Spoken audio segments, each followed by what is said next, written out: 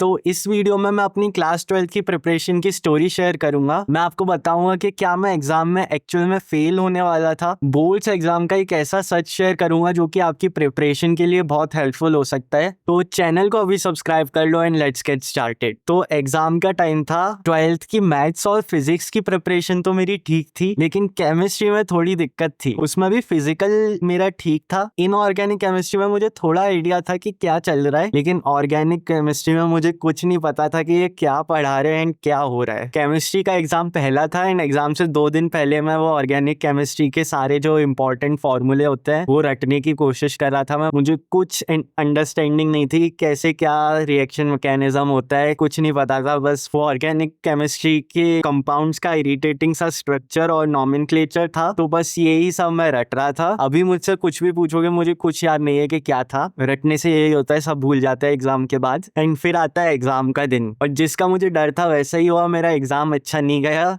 जो भी मैंने फॉर्मूले आधे पद्दे रटे थे वो भी मैं एग्जीक्यूट नहीं कर पाया एग्जाम पेपर में। एंड फिर एग्जाम से घर आके बस मैं अपने मार्क्स गिन रहा था कि मैं पास हो जाऊंगा क्या। आई डोंट नो कितने मार्क्स चाहिए होते थे, 24-27 ऐसे कुछ मार्क्स चाहिए होते थे पास होने के लिए।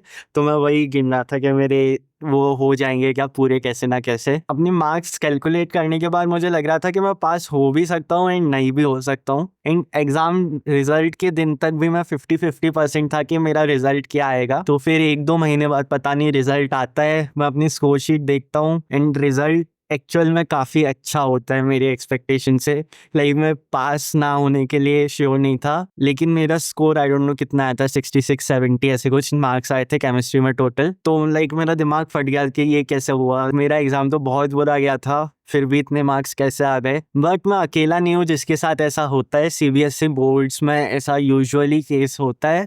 जब भी मैं अपनी पास हूँगा या ना हूँगा की रिसर्च कर रहा था, तब भी उनने बताया था कोरा पर काफ़ी ऐसे आंसर्स थे जिसमें काफ़ी स्टूडेंट्स को श्योरिटी थी कि वो फेल हो जाएंगे, फिर भी वो पास हो गए थे। तो आप बोर्ड्स की चेकिंग में लीनियंसी एक्सपेक्ट कर सकते हो एंड हो सकता है कि आप सर्टेन वे में पेपर लिखो तो आपको एक्स्ट्रा मार्क्स मिल जाए। मैं एकदम इस माइंडसेट से गया था कि मुझे आता तो बहुत कम है लेकिन मैं बातें बना लेता हूँ, that's why I am on YouTube. तो बहुत सारे क्वेश्चन मुझे नहीं आते थे, लेकिन हर क्वेश्चन के लिए I wrote a well crafted story जिसमें मैंने बहुत अच्छे से सारी चीज़ें डिस्क्राइब करी थी जो कि थोड़ी सी भी रिलेटेड थी उस क्वेश्चन से। जो भी इंफॉर्मेशन मुझे आती थी सब मैंने एग्जाम शीट पर लिख दी थी, और उन सारी कहानियों से एक बहुत क्लियर नैरेटिव तो बिल्ड हो रहा था कि मैं इस एग्ज़ाम में पास होना बहुत ज़्यादा ज़ोर से चाहता था। एंड हो सकता है उस रीज़न से एग्जामिनर ने मेरी शीट पर तरस खा लिया हो। तो क्वेश्चन नहीं भी आता हो बोर्ड्स में, लेकिन हर क्वेश्चन को एकदम ढंग से दिल से अटेम्प्ट करना है।